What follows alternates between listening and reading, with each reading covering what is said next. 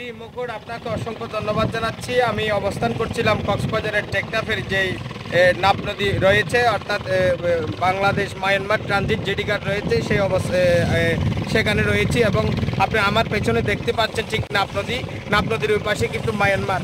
সে মায়ানমারে তাদের অভ্যন্তরীণ সংঘাত চলছে, দীর্ঘ 6 মাস ধরে সংঘাত চলছে। তারা বিদ্রোহী গোষ্ঠী আরকান আর্মি এবং তাদের যে জান্তা বাহিনীর মধ্যে যে সংঘাত চলছে আরকান দখলের বিষয় নিয়ে, তারা বিভিন্ন ঘাঁটি দখল করতে করতে গতকালকে নাগাদ তারা মন্ডুতে পৌঁছেছেন এবং মন্ডু শহর ইতিমধ্যে তারা দখল করেছেন, এরকম একটি আমরা সূত্র জেনেছি। যার কারণে মায়ানমারের অভ্যন্তরে যখন গোলাগুলি চলতে, বাংলাদেশ এবং মায়ানমারের যে মধ্যবর্তী পার্থক্যকারী একটা নদী রয়েছে নাপ নদী, সেই নাপ নদীতে বাংলাদেশের জলসীমায় নৌকা অথবা বোট অথবা ট্রলার চলাচল করতে নিষিদ্ধ করা হয়েছে। যেহেতু মায়ানমারের অভ্যন্তরে সংঘাত চলছে, তাদের সংঘাতের সেখানে যদি কোনো প্রকারের গোলাগুলি হয় অথবা মোটরশেল নিক্ষেপ হয়, সেই কারণে সেইটা এখানেও পড়তে পারে, অথবা আমাদের জেলেরা ক্ষতিগ্রস্ত হতে পারে, অথবা আমাদের যাত্রীরা ক্ষতিগ্রস্ত হতে পারে। এইরকম আশঙ্কার মধ্য দিয়ে এখানে টেকনাফের নাপ নদীতে চলাচল বন্ধ করা হয়েছে।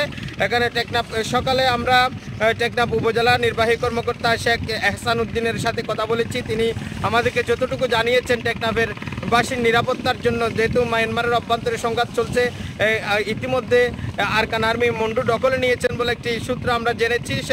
যেহেতু একই নদী দিয়ে বাংলাদেশের জলসীমা দিয়ে বাংলাদেশের জেলেরা অথবা সেন্ট মার্টিনে যান অথবা মাছ ধরতে যান, যার কারণে তাদের নিরাপত্তার জন্য অনির্দিষ্টকালের জন্য বোট চলাচল বন্ধ করে দেওয়া হয়েছে।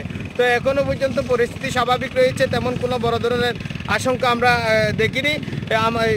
এবং টেকনাফ উপজেলা নির্বাহী কর্মকর্তা বলেছেন যে ইতিমধ্যে তারা কোস্টগার্ড, বিজিবি এবং প্রশাসনের সমন্বয়ে তারা বৈঠক করেছেন। পরবর্তীতে সেন্ট মার্টিনে যাওয়ার বিষয়ে অথবা সেন্ট মার্টিনের বিষয়ে এই নাপ নদীতে নৌকা চলাচলের বিষয়ে সিদ্ধান্ত কী হবে সেটা পরবর্তীতে তিনি আমাদেরকে জানাবেন, এরকম আমাদেরকে বলেছেন।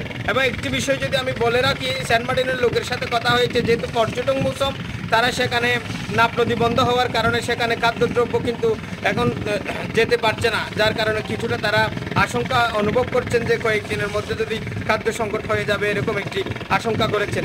তবে টেকনাফের পরিস্থিতি এখন স্বাভাবিক রয়েছে, নৌ চলাচল বন্ধ রয়েছে। এই ছিল টেকনাফ থেকে সর্বশেষ।